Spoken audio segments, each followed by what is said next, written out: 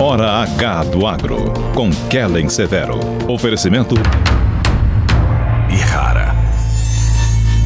Consórcio Massey Ferguson, a partir de R$ 1.470. Acesse cnmf.com.br.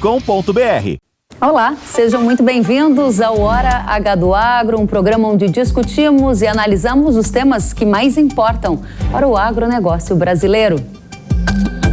Cristiano Zanin, ex-advogado de Lula, será novo ministro do Supremo Tribunal Federal.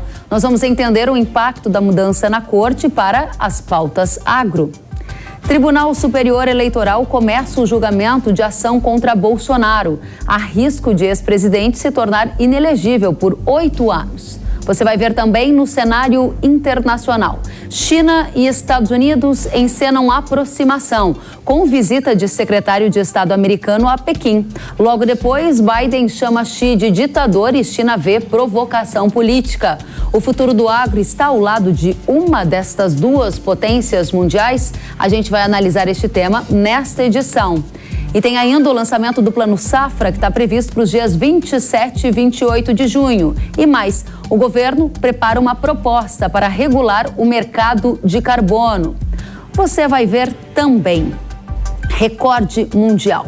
Vaca da raça Nelore é avaliada em 21 milhões de reais. E o que torna esse animal tão especial? Você vai ver tudo isso e muito mais no Hora H do Agro, que já está no ar.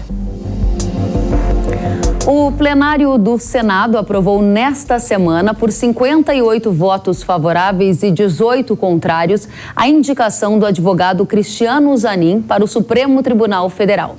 Zanin, que é ex-advogado de Lula, foi indicado pelo presidente para a vaga de Ricardo Lewandowski, que se aposentou em abril.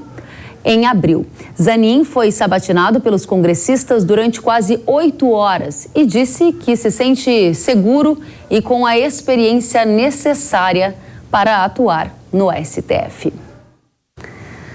Como o novo ministro do STF, o que muda para o agro? A gente vai saber agora com o nosso convidado, jornalista da Gazeta do Povo, Paulo Pousonoff. Paulo, seja muito bem-vindo.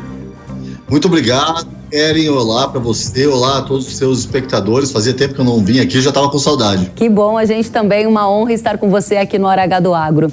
E para a gente começar direto ao ponto, 7 dos 11 ministros que compõem a corte foram indicações do PT. E agora o ex-advogado e amigo próximo do presidente. Isso, na sua opinião, indica uma corte com um caráter mais de esquerda?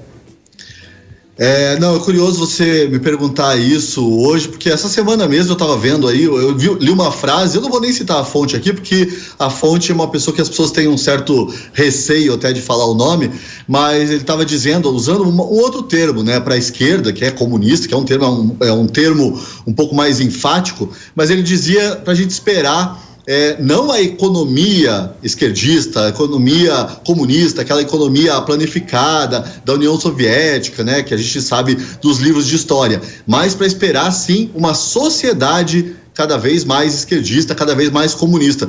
E eu acho que a indicação aí do Cristiano Zanin consolida esse caráter mais esquerdista ainda do STF. Lembrando que o STF ele não está comprometido, seguindo aí essa frase que eu mencionei, ele não está comprometido com uma economia planificada necessariamente que afetaria o agronegócio, com certeza, mas ele está comprometido com pautas mais progressistas.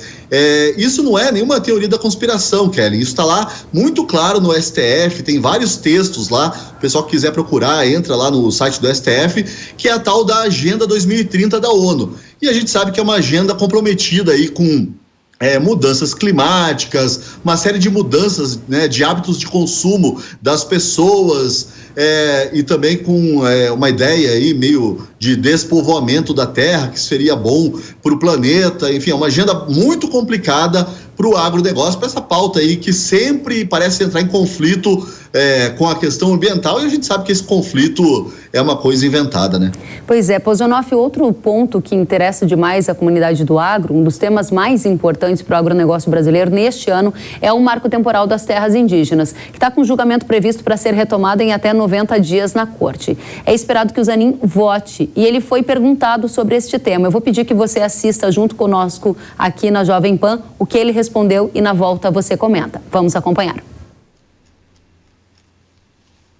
A questão do marco temporal também é um assunto que está em discussão no Congresso Nacional, particularmente agora neste Senado, a partir da atividade da Câmara dos Deputados, e agora a discussão vai se dar aqui no Senado, e também é um assunto que está em análise ou sob análise do Supremo Tribunal Federal. Em tese, a nossa Constituição prevê tanto, de um lado, o direito à propriedade como garantia fundamental e também prevê o direito dos povos originários.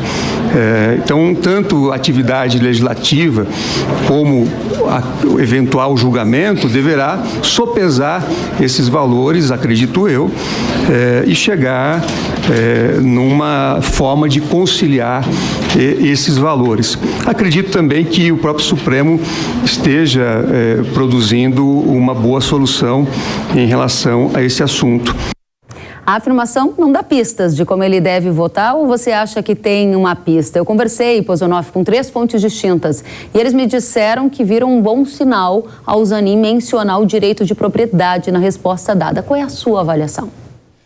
Bem, a minha avaliação é que eu preciso que você me passe essas fontes aí depois, porque eu preciso desse otimismo um pouco na minha vida. Eu não compartilho, infelizmente, desse otimismo, né? Tava aí assistindo o Zanin agora, completamente ensaboado, mas é legal, eu gosto de prestar atenção bastante aos detalhes, né? Aos vícios de linguagem que todo mundo tem, e isso é um detalhe que denuncia alguma coisa das pessoas, né? Ele fala em tese, para logo depois ali não falar nem que sim, nem que não, muito pelo contrário. Então ele não disse nada com nada, não tomou nenhum tipo de posição, por isso que eu não compartilho aí do otimismo das suas fontes, Kelly, mas eu fico bastante preocupado quando o Cristiano Zanin fala, bem, primeiro esse em tese aí, é bastante bom a gente sublinhar isso, e qualquer coisa que ele tenha falado nessa sabatina também, eu não consigo engolir nada disso. Ele, em outro momento da sabatina que eu acompanhei, ele se disse completamente a favor da liberdade de expressão, e a gente sabe que enquanto advogado da campanha do presidente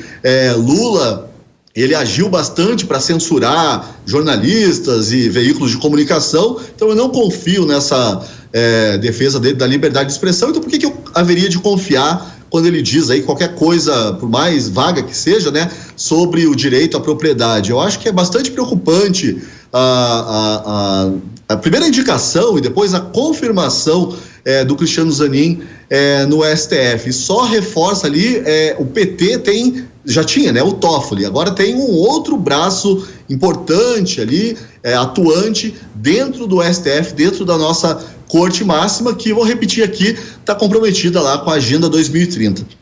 Dessa leitura que você faz, a gente gostaria de dar um passo adiante, porque estão no Supremo Tribunal Federal temas de alta importância para o agro, Pozonoff, como marco temporal das terras indígenas, ferrogrão, se não se resolver lá no Centro de Soluções de Litígios, defensivos agrícolas, pulverização aérea, frete rodoviário, só para citar alguns dos temas regulatórios que impactam diretamente a rotina do setor. O que você espera da nova composição do STF e impactos nesta agenda agro? Bom, repetindo, eu acho que o STF é uma corte comprometida não com os interesses do país e não também com o setor do agronegócio, que a gente sabe que tem aí esse ponto de atrito com o PT, com a esquerda. É uma corte comprometida com uma agenda, que é a Agenda 2030 da ONU, que aí os interesses muitas vezes entram em choque com os interesses nacionais, um pouco, né, por ignorância, um pouco também por má fé. Eu não gosto de presumir má fé nas pessoas ou nas instituições, ou mesmo nesses grupos de pressão ambientalistas, mas a gente sabe ali que existe muita ignorância, existe essa ideia aí de que o mundo pode acabar amanhã, e isso infelizmente hoje, o que eu tenho para dizer para o seu público, Kelly, é que o agronegócio tem que ficar bastante preocupado e bastante atento.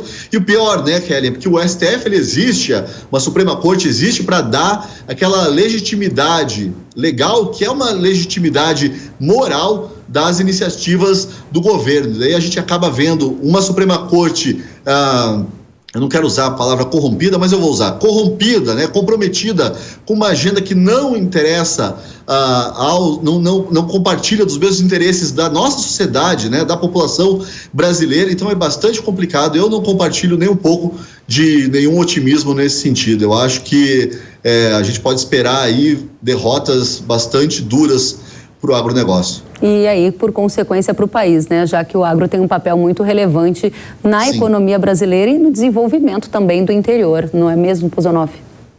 Não, com certeza, né? A gente vê aí, até a gente tem uma ideia estranha, né, de reindustrialização do país. É uma coisa que não faz o menor sentido. Em vez de apostar já no setor que está ganhando, que tem competitividade, que é livre, não é livre totalmente, a gente sabe disso, mas é livre o bastante para ter competitividade internacional. A gente vê aí que é um governo atrasado, né? É um governo que vive ali na década de 50, talvez.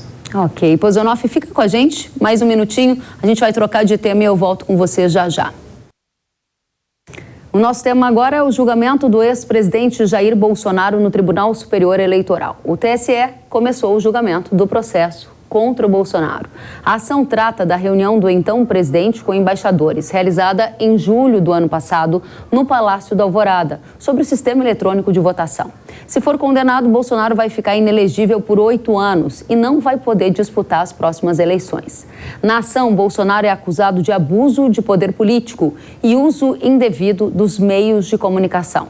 Até o momento, o corregedor-geral da Justiça Eleitoral, ministro Benedito Gonçalves, leu o relatório. O representante do Partido Democrático Trabalhista apresentou os argumentos da acusação e o advogado fez a defesa dos acusados. O julgamento será retomado na terça-feira com o voto do relator.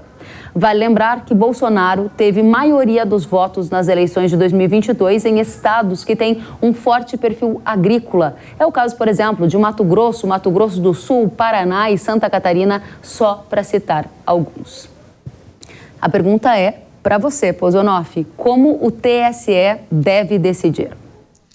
Olha, tô ousado hoje. Vou cravar aqui que o Bolsonaro vai ser considerado, vai se tornar inelegível nesse julgamento aí, que é um julgamento...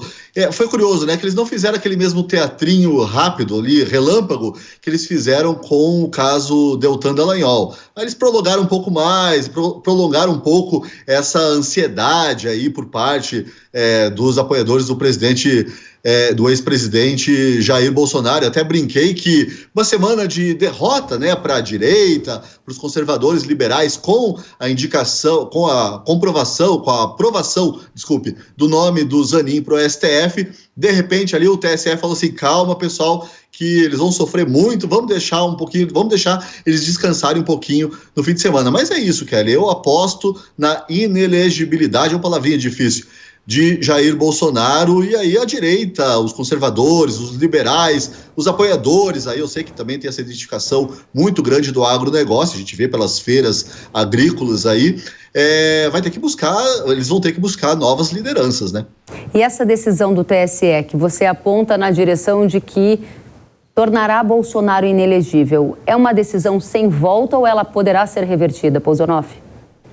Olha, é uma pergunta difícil, porque a gente viu, né, a Lava Jato, o Brasil estava naquele rumo de repente tomando prumo, né, como se diz, e daí houve toda aquela reviravolta do hacker, condenações foram anuladas, aí existe toda essa coisa aí do Lula descondenado e tal. Então, assim, eu não vou dizer que não pode ter volta, mas apostar no acaso. A verdade é que o país hoje em dia ruma para um domínio completo de um judiciário que não tem nenhum comprometimento ali com a lógica da lei, com o espírito da lei, né? O TSE se transformou num tribunal político e o Bolsonaro é o inimigo da vez. Muito bem. Pozonoff, ainda sobre esse tema, a gente vai fazer mais uma pergunta para você, trazendo antes uma pesquisa que foi realizada neste mês pelo Instituto Locomotiva. Eu trago essa pesquisa e volto contigo. Uma pesquisa realizada neste mês pelo Instituto Locomotiva revelou que mais de metade dos eleitores de direita se diz aberta a lideranças não alinhadas ao ex-presidente Jair Bolsonaro. Para 54% dos entrevistados eleitores de Bolsonaro, existem outras pessoas que podem ter forças para representar o campo político da direita no Brasil, mesmo sem apoio do ex-presidente. Enquanto 46% consideram que Bolsonaro é uma figura indispensável para representar o campo político da direita no Brasil. A pergunta é: qual o futuro da direita no Brasil se Bolsonaro se tornar inelegível, como é o cenário que você projeta? Bom, a direita está perdida, né? A gente vive um deserto aí de lideranças. Realmente, o Bolsonaro é o nome, as pessoas confiam muito no ex-presidente Jair Bolsonaro. Existe aí dois nomes que estão despontando, mas aí existem vários problemas, que é o do Tarcísio de Freitas, o governador de São Paulo, e o governador de Minas Gerais, Romeu Zema. Ele surge ali, mas ainda timidamente. No Congresso a gente tem alguns nomes, mas são lideranças para um futuro, né? O que resta, Kellen, é saber, como a gente está com esse judiciário tão politizado, tão sem compromisso com a Constituição, resta saber que tipo de direita vai poder existir no país. A minha preocupação é que a gente esteja caminhando para uma realidade meio parecida ali com o que havia durante a ditadura militar, que havia uma esquerda, né? Havia uma oposição, mas ela era aquela oposição permitida. Então talvez esse seja, eu espero que não, mas esse seja um futuro aí para a direita no médio prazo, né? Porque tudo passa, isso, a gente sabe disso, mas se contentar com essa direita permitida. Esse é o meu maior temor. Paulo Pozonoff, muito obrigada por estar conosco aqui no Hora H do Agro, na Jovem Pan News. Você que é jornalista, colunista da Gazeta do Povo, fica o convite para voltar mais vezes. Eu que agradeço. Até mais. Até a próxima. Uma pesquisa realizada pela Genial Quest revelou que a aprovação do presidente Lula aumentou. No levantamento deste mês, 56% dos entrevistados responderam que aprovam o trabalho que o presidente Lula está fazendo. O percentual está acima dos 51% registrados em abril e se mantém estável em relação a fevereiro. Já o número de pessoas que desaprovam o trabalho de Lula caiu de 42% em abril para 40% agora em junho. Mas vale destacar que, em relação a fevereiro, há uma quantidade maior de pessoas que desaprovam o trabalho que o presidente vem fazendo. A pesquisa foi realizada entre os dias 15 e 18 de junho, com 2.029 pessoas com 16 anos ou mais. A margem de erro estimada pela Genial Quest é de 2,2 pontos percentuais e o nível de confiança da pesquisa é de 95%. O relator da reforma tributária da Câmara dos Deputados, Agnaldo Ribeiro, apresentou um texto substitutivo que deverá ser usado como base para as discussões sobre o tema no Legislativo. A proposta prevê alíquotas diferenciadas, reduzida pela metade, para os produtos agropecuários. A novidade é que agora os insumos agrícolas que não haviam entrado na lista aparecem como um dos beneficiados. Vamos conferir. Que no texto nós estamos colocando um percentual de 50% dessa alíquota reduzida da alíquota padrão para bens e serviços dos seguintes setores: serviços de transporte público, coletivo urbano, semi-urbano ou metropolitano, medicamentos, dispositivos médicos e serviços de saúde, serviços de educação, produtos agropecuários, pesqueiros, florestais e extrativistas vegetais in natura, insumos agropecuários, alimentos destinados ao consumo humano. O relator informou também que a proposta de reforma tributária mantém isenção para produtos da cesta básica. Nesta semana, o presidente da Câmara, Arthur Lira, voltou a falar que a reforma tributária será votada na primeira semana de julho. Vamos conferir na reportagem de Janaína Camelo. Em um evento sobre a reforma tributária e a indústria, que contou com a presença de autoridades políticas envolvidas no assunto e empresários, Arthur Lira reafirmou que a ideia é pautar a reforma tributária para o início do mês que vem. A gente procura ir sempre esmiuçando, destrinchando, dando oportunidades para que todos opinem e possam ter essa discussão bastante facilitada. E isso pode nos dar, eu não tenho dúvidas disso, um fator agregador dessa discussão para que a gente tenha, na primeira semana de julho, se Deus quiser, um resultado positivo na Câmara dos Deputados e que esse possa seguir para o Senado Federal. No entanto, o presidente da Câmara disse que o texto levado à votação não deve ser o ideal, que agrade a todos, mas o possível no momento. Nós vamos trabalhar para a reforma tributária possível. Ninguém tem ilusão de fazer a ideal. Ninguém tem a ilusão de fazer a ótima. Nós vamos fazer a possível. A proposta da reforma tributária transforma em um único imposto 5 atuais tributos: PIS, PASEP, COFINS, ICMS e ISS. A gente vai continuar agora a análise sobre reforma tributária ouvindo o vice-presidente da Associação Brasileira de Direito Tributário, Eduardo Diamantino. Diamantino, seja muito bem-vindo à Jovem Pan News. Muito obrigado, um prazer falar com vocês. Da mesma forma. Primeira pergunta, a inclusão do setor de insumos agropecuários na alíquota diferenciada é uma vitória para o setor agro na sua avaliação? Como que você avalia essa reforma tributária que está chegando aí no texto final para ir à aprovação no plenário? Olha, a alíquota diferenciada para o setor agro, que está sendo propagada, vendida como uma benesse para o agro, ela é péssima. Se considerar que a alíquota desse novo imposto, o IBS, está prevista em torno de 25%, 12,5% é um aumento de carga absurdo. Veja, vários setores da produção agrícola hoje sequer pagam. Hoje, o atual momento é de diferimento. Não há tributação até a ponta da entrada na pessoa jurídica, geralmente. Ou há inúmeros benefícios, regimes especiais que beneficiam o agro. Nós vamos sair de aproximadamente zero ou perto de zero para um aumento de 12 pontos percentuais. Veja, é 12 pontos, aliás, 12 pontos, não 12 pontos percentuais. É um aumento absurdo de carga tributária. Eu avalio a emenda e o que mais agride na emenda é o assodamento. Veja, o presidente Arthur Lira dizia que ela já foi muito discutida. Direito é texto. O texto foi divulgado ontem às 19 horas. Então, como? Você divulga um texto que altera a Constituição toda e quer votar no dia 4 de julho? Sabe, é um quórum menor que de uma medida provisória. É quase que um golpe constitucional empurrar a reforma tributária dessa forma. E eu não tenho muita dúvida que tem dois setores que vão pagar essa conta. É o agronegócio e o setor de serviço. Esses serão os grandes penalizados. Importantíssimo que você está trazendo. Agora eu fiquei com uma dúvida. Quanto que vai sair de zero para quanto? Não, hoje, atualmente, ela é zero. Mas ela vai para 12,5%, entendeu? 12,5% para quais setores do agro? Todos eles? Em qual momento da transação? Ajuda a gente a entender. Isso aqui é pior. Perdão. É para os privilegiados. Se ele não for um setor privilegiado, ele vai continuar na alíquota normal de 25%.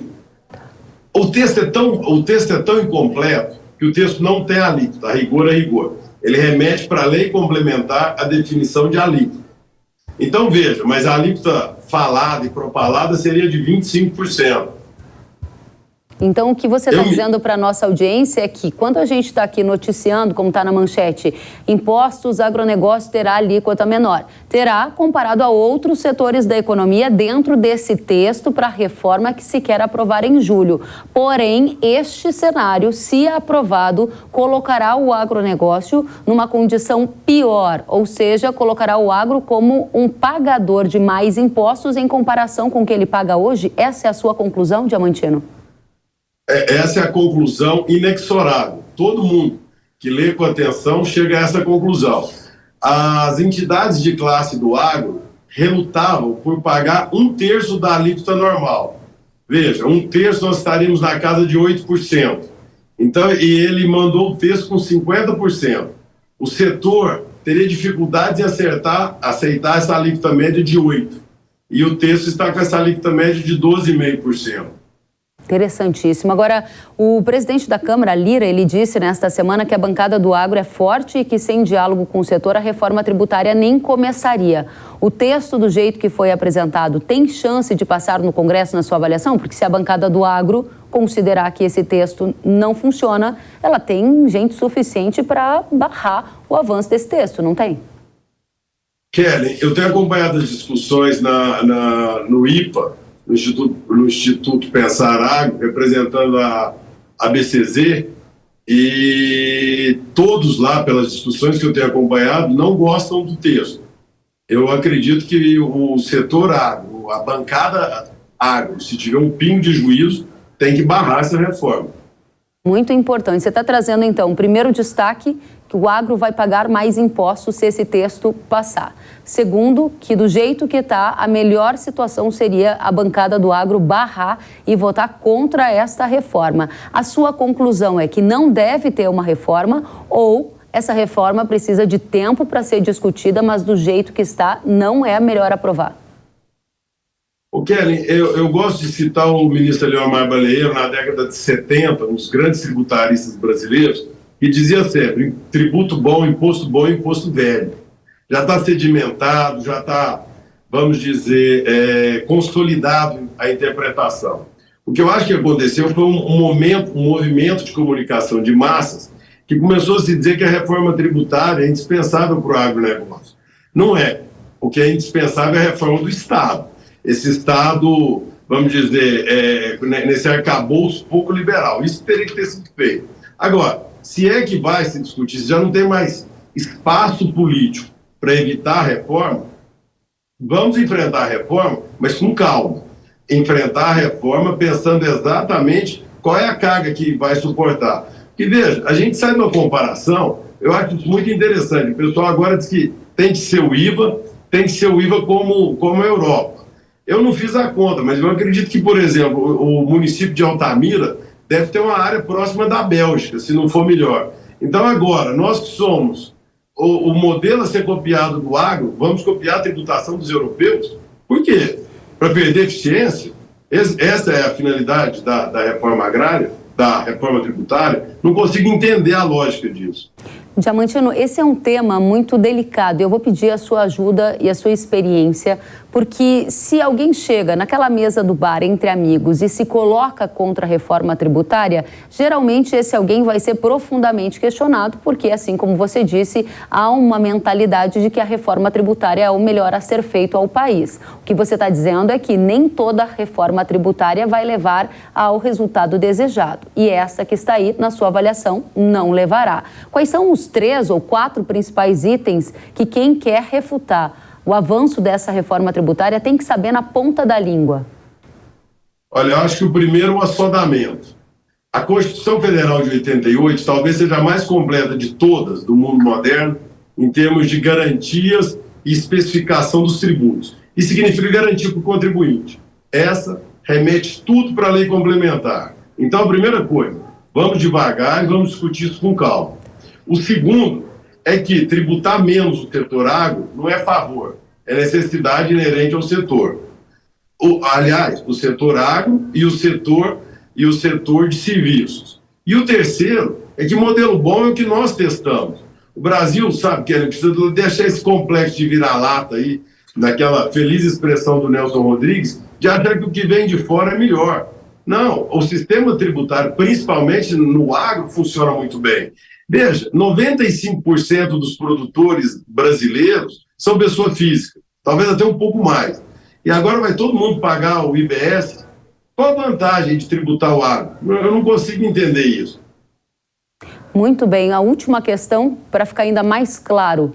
O ponto principal de perda para o setor seria o fim de benefícios fiscais que vigoram há décadas? Esse é um dos pontos mais sensíveis, na sua opinião, entre todos os outros que você já colocou?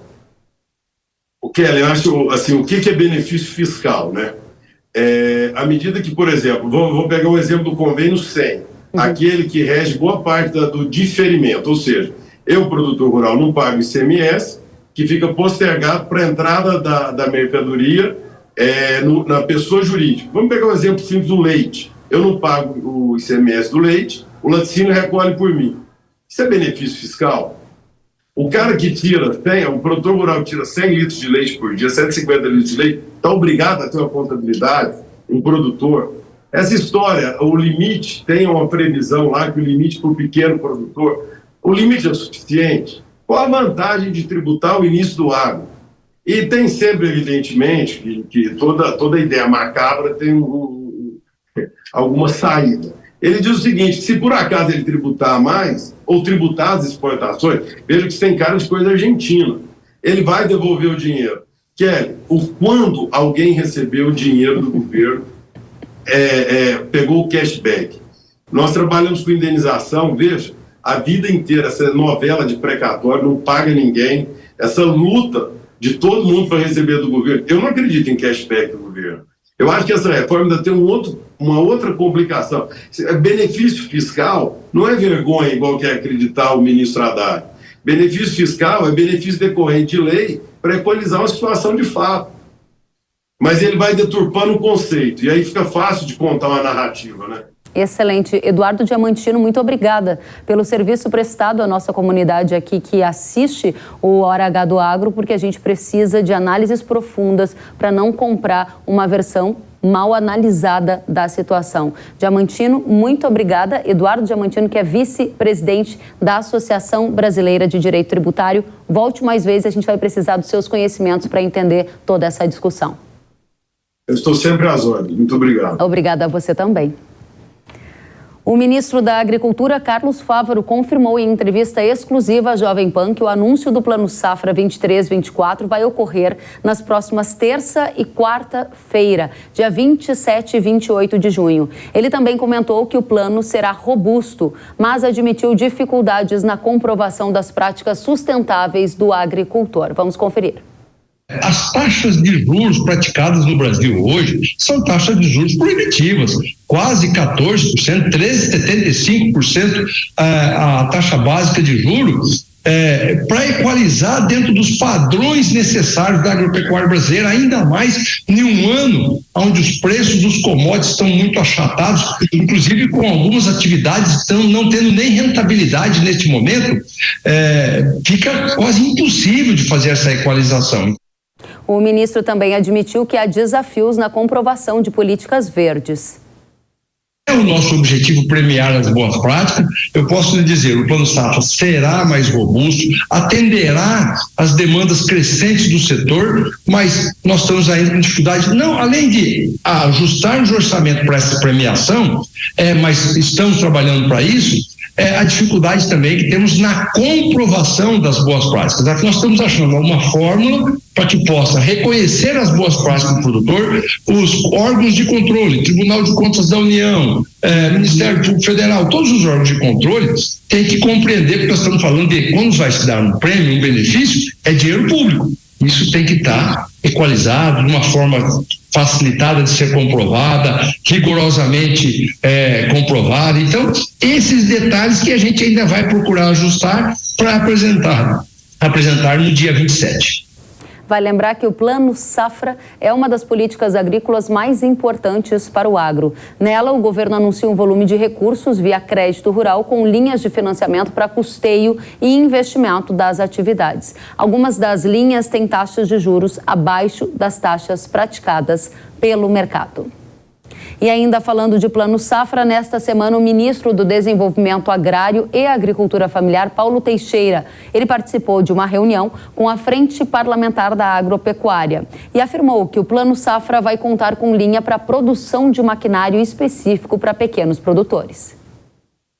Anunciar um programa de produção de máquinas, o chamado Mais Alimentos para a Agricultura Familiar. A gente fez um acordo com a ABIMAC, um termo de cooperação com a ABIMAC, Associação Brasileira de Indústria de Máquinas, e também com a FINEP, com as universidades brasileiras, para que nós tenhamos no Brasil equipamentos menores, mais compatíveis com a agricultura familiar, E na reunião com a bancada do Agro, Teixeira criticou a alta de juros do Brasil e disse que se a Selic diminuísse, a disponibilidade de recursos seria maior que o volume que será anunciado na próxima semana. Evidentemente, um componente que vai ajudar muito o Brasil é diminuir juros, né? Quer dizer, se diminuir juros, a disponibilidade de recursos será ainda maior do que será anunciado nessa próxima terça e quarta-feira. Por isso, para nós, é muito importante a diminuição de juros no momento em que há uma diminuição dos preços dos produtos no Brasil, a inflação está diminuindo, né? O dólar está diminuindo, o preço dos combustíveis estão diminuindo. Nós achamos justo que tenha uma diminuição dos juros, porque não existe uma inflação de demanda no Brasil e por isso não justificam juros tão altos. E nesta semana, o Comitê de Política Monetária do Banco Central manteve a taxa básica de juros do país em 13,75% ao ano. Essa é a 7ª vez seguida que o Copom decide manter a taxa neste patamar. A decisão do comitê foi unânime e, com isso, a taxa básica de juros segue no maior nível desde janeiro de 2017, contrariando a vontade do governo Lula. No comunicado, o comitê não deu sinais de algum corte na próxima reunião. E nós vamos para um rápido intervalo e, na volta, você vai ver recorde mundial.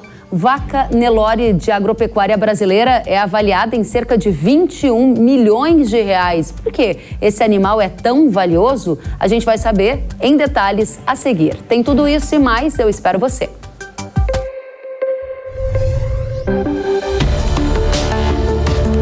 O agro, setor que movimenta a economia brasileira, gerando renda, emprego e oportunidades para toda a população.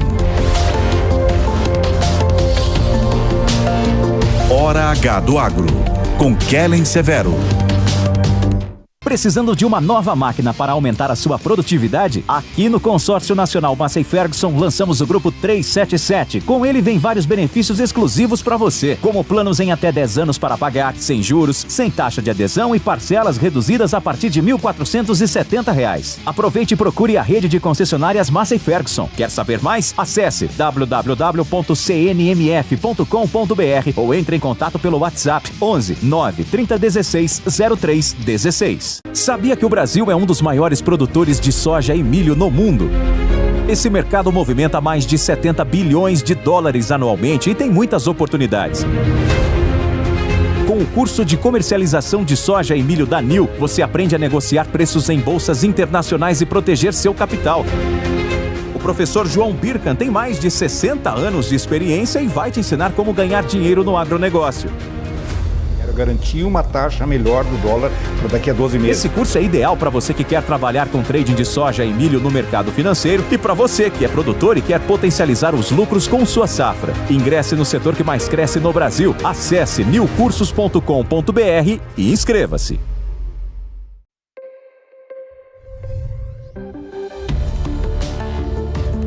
O agro, setor que movimenta a economia brasileira, gerando renda, emprego e oportunidades para toda a população. Hora H do Agro, com Kellen Severo.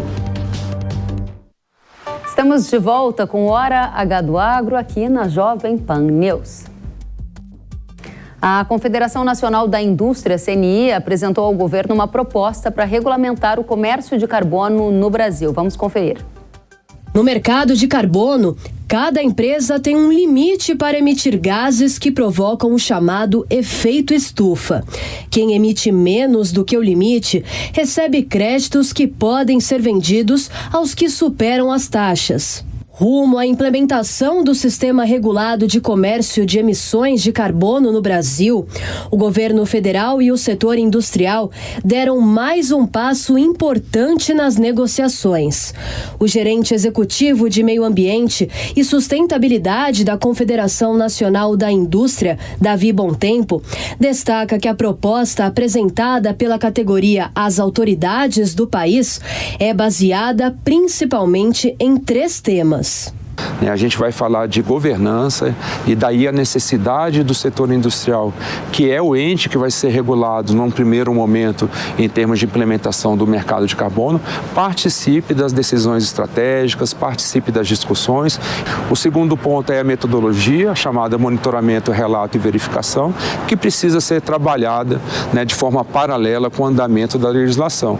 E o último ponto é o mercado de permissões, compondo aí com os offsets ou créditos de carbono, para que a gente possa estabelecer o melhor ambiente de negociação. De acordo com estimativas realizadas pelo setor industrial, a proposta pode movimentar 128 bilhões de reais em receitas. O vice-presidente e ministro da Indústria, Geraldo Alckmin, disse que o país pode ter ganho de 5% do PIB com o mercado regulado de carbono, o que equivale a 120 bilhões de dólares até 2030. O PIB aí quase 5%. De um lado, induz empresas à descarbonização, à transição energética, a evitar a emissão, a ajudar a combater a mudança climática e, de outro, atrai investimento. Alckmin também citou que ainda não há prazo para o governo apresentar a proposta sobre o mercado regulado de carbono no Brasil. Segundo ele, o núcleo político está avaliando a melhor maneira para encaminhar a medida ao Congresso Nacional, se através de um novo projeto de lei ou junto às propostas que já tramitam no Legislativo, para que as sugestões do governo sejam incorporadas. A gente vai analisar os efeitos de uma regulação do mercado de carbono para o agro com o Rodrigo Justus, que é consultor de meio ambiente da CNA. Justus, seja muito bem-vindo ao Hora H do Agro. Obrigado, Kelly, mais uma vez. Da mesma forma, na prática, o que significa regular o mercado de carbono? Bom, pode significar várias coisas. Nós podemos ter um aumento do PIB em até 5%, a depender de como o mercado de carbono seja regulado no mercado internacional, que é o que está acontecendo agora, né? Em novembro existe a COP de Dubai, a Conferência do Clima, que vai concluir a operacionalização do mercado de carbono. Agora, acontece que quando nós ouvimos falar em 120 bilhões que podem entrar na economia, isso pode ser um mercado de carbono, onde esses recursos financiem a transição para a economia de baixo carbono, melhor agricultura de baixo carbono, ou conforme essa regulação internacional ela for restritiva, nós acabemos por criar um tributo travestido de mercado e esses bilhões, na verdade, serão tirados do bolso do consumidor que pagará a mais por produtos por conta das emissões decorrentes e associadas e que nós sabemos que a indústria, o comércio, todo o setor econômico, toda vez que você tem um custo a mais, você repassa isso nos preços. Então, na verdade, nós temos a oportunidade de o Brasil conseguir lá fora, por exemplo, o reconhecimento pela conservação das nossas florestas e as empresas poluidoras da Europa e Estados Unidos pagarem para os detentores de floresta brasileiros, seja produtores, seja as áreas públicas, pagarem esse dinheiro, entrar aqui como um dinheiro de fora, ou se o mercado de carbono ficar restrito à fronteira interna do Brasil, então nós estaremos criando um mecanismo de taxar, e que, pelas discussões que tivemos já com o governo nas próprias audiências públicas no Senado, não há, a princípio, pelo que foi dito, uma pretensão de se taxar a produção agropecuária, a exemplo de que em outros países isso também não aconteceu. Muito bem. Como que a agropecuária deve estar inserida nessa proposta que o governo trabalha, na sua opinião? A agropecuária, nós temos sempre defendido que a agropecuária é uma atividade muito difícil de você medir as emissões, porque você sabe bem que nós temos diversos tipos, categorias de propriedade, tipos de produção, região, clima. Então, como falou aqui o representante da CNI, o Davi, todo o comércio de emissões e emissão de carbono, ele tem os seus requisitos, que é o quê? Mensurar, reportar, quer dizer, temos capacidade de informar quais são as emissões e quais são as remoções, que são esse sequestro de carbono, e que isso seja verificável, ou seja auditável. No caso do setor agropecuário, nós temos que desenvolver, melhorar a metodologia, tropicalizar essa metodologia para provar que as nossas atividades, o plantio direto e outras, elas são atividades de baixo carbono comparadas a outros países. Então, a nossa perspectiva é de que nós fôssemos ou sejamos reconhecidos pela nossa agricultura de baixo carbono, de baixa intensidade, principalmente se compararmos com os modelos de agricultura de clima temperado. Então, só que isso, repito, depende de que na negociação internacional, né, os créditos de carbono emitidos pela conservação de floresta, pelas nossas boas práticas agropecuárias, eles sejam aceitos na compensação dessas emissões, né, que acontecem lá nos demais países do mundo. Era justamente essa a minha próxima questão, porque quando a gente viaja pelo interior do Brasil, muitos agricultores perguntam como que está o mercado de carbono, qual a regulação do mercado de carbono, o agro vai poder vender créditos de carbono na sua avaliação? Já temos uma metodologia para quantificar isso? Como que vai ser na prática? Porque às vezes parece que tem muita gente vendendo solução, promessa, e aí o agricultor fica sem saber se isso é de fato uma promessa ou uma oportunidade que ele está perdendo. Você concorda? Exatamente. Nós vemos, tem muita gente vendendo para produtores, alguns consultores, vendendo contratos futuros de crédito de carbono, inclusive em valores elevados, né? Mas que esses contratos têm um prazo de 10 a 15 anos para serem efetivados, começar a funcionar, e que no preço que está aí hoje, o mercado de carbono voluntário e tudo mais, onde esses créditos hoje podem ser comercializados, o produtor não vai viver de créditos de carbono, não. O produtor vai continuar vivendo do seu trabalho, da sua atividade, né? Não existe um lastro de recursos de mercado de carbono suficiente para remunerar todas as áreas que estão aí protegidas pelos produtores. E mais, né? Nós temos um sério problema aqui no Brasil. Chama-se a adicionalidade. O que quer dizer isso em relação à emissão de crédito de carbono? Quer dizer, se eu faço alguma coisa para reduzir as emissões, eu lanço créditos de carbono. Se eu faço essa coisa por outra razão, por exemplo, plantio direto. O produtor não faz plantio direto por crédito de carbono. Ele faz por causa do solo, da água, da produtividade, proteger contra a seca, uma série de coisas. Então, o plantio direto hoje, pelo que está sendo regulamentado na Europa para a agricultura europeia, já não é suficiente para emitir crédito de carbono. A nossa reserva legal, uma floresta onde o produtor brasileiro é obrigado a conservar de 20% a 80%, no caso da Amazônia. A reserva legal não pode emitir créditos de carbono também. Então, veja que nós temos uma expectativa enorme, né, por parte dos produtores, e essa expectativa, ela tem chance de não se consolidar da forma como todo mundo está imaginando, né, que vamos viver na sombra, né, tomando água de coco e gastando dinheiro do crédito de carbono. Não vai ser desse jeito, infelizmente, né, mas é uma oportunidade. E outra, mostrar que nós temos uma agricultura de baixo carbono comparativamente aos nossos concorrentes.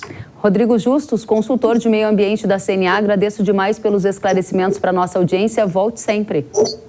Ok, muito obrigado, Kelly. Até a próxima. A condição das lavouras de soja e milho dos Estados Unidos está em um dos piores patamares da história. É o que afirma a consultoria americana MD Commodities. Segundo o sócio da empresa, Pedro Deineca, que está em Chicago, já há perdas que são irreversíveis. Vamos conferir o boletim direto dos Estados Unidos. As condições atuais, vocês que vêm acompanhando o mercado já sabem, estão neste momento em um dos piores níveis na história aqui nos Estados Unidos, até um pouco abaixo de onde estava em 2012, que foi o ano da maior seca da história recente aqui nos Estados Unidos. Porém, existem algumas diferenças. Em 2012, as temperaturas estavam muito acima do normal. Neste momento, elas estão ainda abaixo do normal, o que está comprando tempo para algumas lavouras aqui nos Estados Unidos. Algumas perdas irreversíveis já aconteceram, o potencial não é mais o potencial máximo de produção aqui nos Estados Unidos para a soja ou para o milho, porém, ainda existe um potencial muito bom, apesar das condições péssimas atuais. A chave para tudo será se as chuvas chegam ou não nos próximos 10 a 14 dias. Se chegarem chuvas, as condições podem melhorar muito bem ao longo do mês de julho e salvará o potencial desta safra aqui nos Estados Unidos. E um ponto importante, existem chuvas nas previsões, mas as previsões vêm errando demais ao longo do mês de junho. Então o mercado também tem muito pouca confiança nesses modelos até que as chuvas saiam das previsões para aparecerem no radar e realmente vierem. Então o foco do mercado agora é tentar entender qual o tamanho do estrago que está acontecendo aqui nos Estados Unidos. Ainda é muito cedo, é junho, a safra ela é feita em julho, mas estamos entrando nesse período chave de julho em condições bastante tensas e críticas para a safra norte-americana. Então, em relação à tendência de preços a médio e longo prazo, uma vez que as chuvas vierem ou que o mercado entender o tamanho da oferta aqui nos Estados Unidos esse ano, o mercado poderá voltar o foco para o lado da demanda, que novamente é péssima,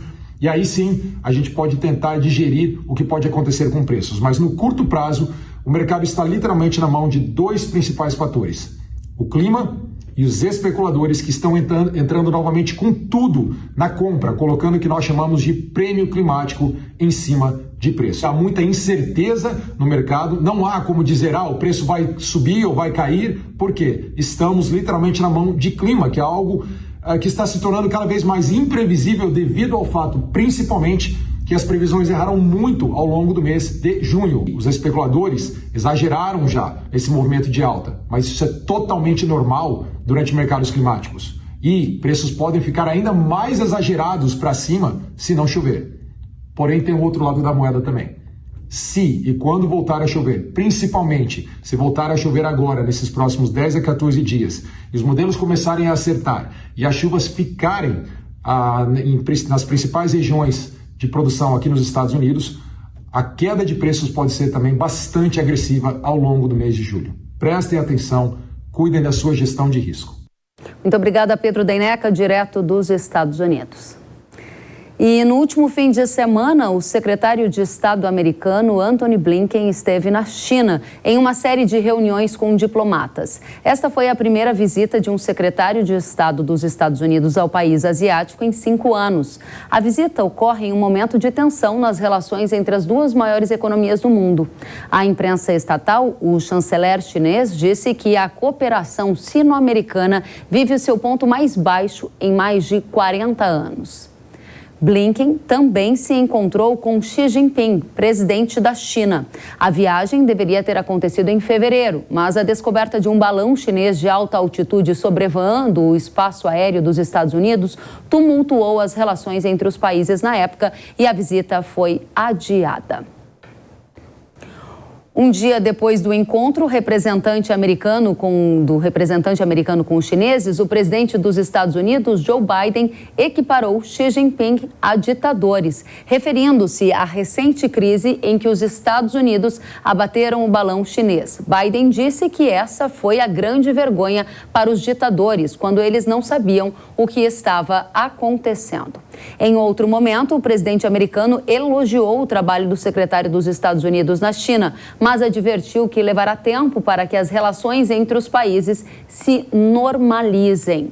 Já a porta-voz do Ministério das Relações Exteriores da China classificou o comentário de Biden como ridículo e muito irresponsável e disse que a fala é uma provocação política aberta. A gente vai em frente para analisar este assunto a partir de agora. Vamos receber, então, o nosso convidado para saber como fica o Brasil nessa disputa entre Brasil e China. Está conosco o Reni Ozikuker, cientista político. Seja muito bem-vindo, Reni.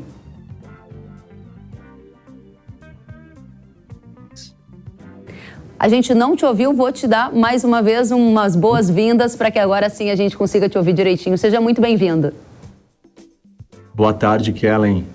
Prazer estar aqui com vocês. Estão me ouvindo agora? Agora sim, muito obrigada. Reni, a primeira pergunta que eu gostaria de fazer para você é se, na sua opinião, esses encontros entre Estados Unidos e China, eles são uma encenação pública para sinalizar uma melhora nesse relacionamento, mas nos bastidores a situação está bem pior do que muita gente imagina. Não acho que são uma encenação, acho que são tentativas reais, concretas, de amenizar a tensão, restabelecer a conversa entre alto escalão. São medidas diplomáticas para tentar minimizar possíveis danos e a rota para onde os dois países estão caminhando, mas as causas dessa suposto choque são mais concretas, são reais, são coisas muito difíceis. Não é um simples encontro entre alto escalão, oficiais do alto escalão que vai resolver. Na verdade, nós estamos falando de disputas que vêm se formatando há décadas, são disputas geopolíticas muito maiores.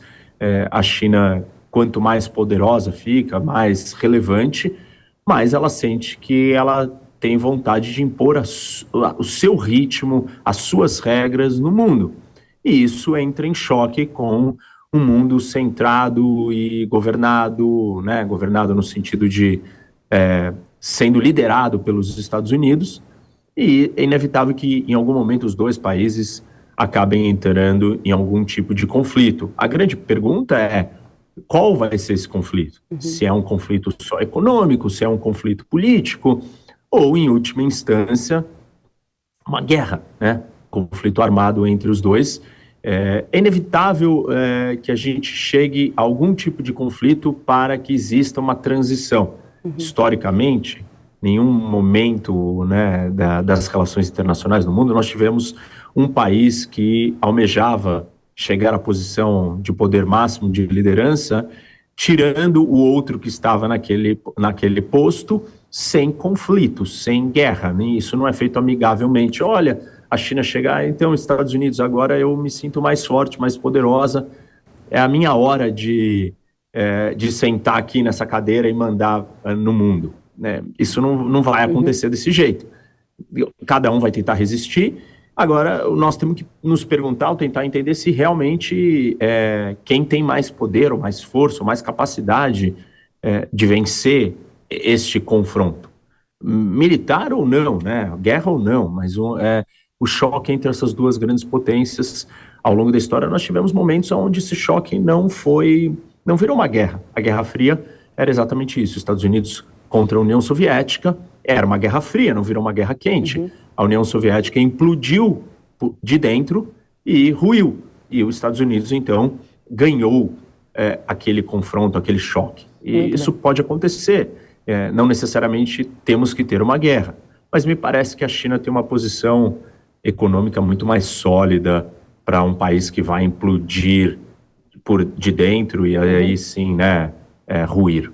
Muito bem. A minha seguinte pergunta, para a gente entender como o Brasil se coloca dentro desse contexto de disputa entre Estados Unidos e China, e também para entender como o agronegócio fica. Objetivamente, você acredita que o Brasil da era Lula vai ficar mais próximo da China do que dos Estados Unidos, ou vice-versa? E a seguinte pergunta é se o futuro do agro está ao lado de um desses países, ou será possível navegar com esses dois parceiros? Acho que o governo do Lula tem uma tendência ideológica e clara de mais proximidade à China do que os Estados Unidos. Apesar do Biden, né, ser um democrata, ou seja, o partido mais à esquerda nos Estados Unidos, e ter uma boa relação com o Lula, ter sinalizado, ter se mostrado amistoso e aberto ao Lula, o Lula tem até então mostrado que prefere estar junto com os outros países em desenvolvimento, com essas outras potências em ascensão, como a China. Principalmente a China, porque ela tem uma relevância muito grande para a economia brasileira, para as nossas relações comerciais no geral. Tendo dito isso, eu acho que a tendência, então, é que o Brasil fique mais próximo da China. O Brasil, por sua vez, tem que estar preocupado e atento como que é uma relação tão próxima com a China. A China tem demonstrado para o mundo inteiro que a hora que ela se incomoda com certas posições políticas que não estão totalmente alinhadas com as vontades dela, ela está disposta a retaliar comercialmente, economicamente. Então, eu acho que o agro brasileiro e todos os outros setores do Brasil e a economia do Brasil como um todo, depender somente de uma única potência ou depender somente de um único mercado para sua sobrevivência, não faz sentido do ponto de vista estratégico, como qualquer investimento. Você não vai colocar todos os seus ovos numa única cesta. Sim. O Brasil precisa começar a prestar atenção nisso, o mundo inteiro está prestando atenção nisso, não só países, mas empresas que estão expostas à globalização, à China, estão olhando para o risco político dessa exposição. Muito bem. Reni Ozikuker, muito obrigada pela sua presença, cientista político. Fica o convite para voltar muito mais vezes aqui no Hora H do Agro. Obrigado, Kellen. Até a próxima. Tchau, tchau. E a semana foi marcada por um recorde durante um leilão de animais aqui no Brasil. As imagens que você está vendo na tela são da vaca Vietnã. Um terço desse animal foi vendido por cerca de 6 milhões e 900 mil reais. Um recorde mundial no valor pago por um animal da raça Nelore, de acordo com informações divulgadas pela Casa Branca Agropastoril. Com isso, a vaca está avaliada por cerca de 21 milhões de reais. O animal é agora de propriedade de 3 empresas. Nós conversamos, inclusive, com a diretora da Casa Branca Agropastoril, que é uma das empresas proprietárias do animal, e ela nos explicou o que torna a vaca Vietnã tão valiosa. Vamos conferir. Ela é um fenômeno em termos genéticos, ela sempre foi considerada uma das melhores, se não a melhor da sua geração. Ela comercialmente já bateu um recorde com 3 anos de idade. Além de já ter faturado aí nesse último ano quase 7 milhões de reais para o condomínio, somente com a venda de prenheses e aspirações. Ela já tem a sua primeira geração aí de filhos nascidos, onde superou muito as nossas expectativas. E isso só mostra o animal completo que ela é, né? Ela é um animal com uma genética superior, com um fenótipo superior, uma produção superior e um fenômeno comercial em venda de material genético. Muito obrigada pelos destaques e agora eu tenho um recado para você. O manejo de uma boa lavoura começa com um bom tratamento de sementes. A ação de nematóides, doenças e insetos nesta fase inicial do cultivo pode botar a perder toda a produtividade e a rentabilidade da lavoura. Conheça as tecnologias Yara que vão ajudar você, produtor, a garantir a máxima germinação e o máximo vigor do seu cultivo. Trunenco é o biológico que coloniza a raiz e repele os nematóides. Já a Convence FS é a ferramenta indispensável para o controle da lagarta elasmo. Certeza N promove uma proteção completa contra doenças de solo e nematóides, assim como Pureza N, que leva a proteção total para as sementes das forrageiras. Quer saber mais sobre os tratamentos de sementes da Yara e proteger a sua lavoura? Acesse yara.com.br ou o QR Code que está aparecendo na sua tela. O Hora H do Agro fica por aqui. Obrigada pela companhia. Até a próxima semana. Tchau.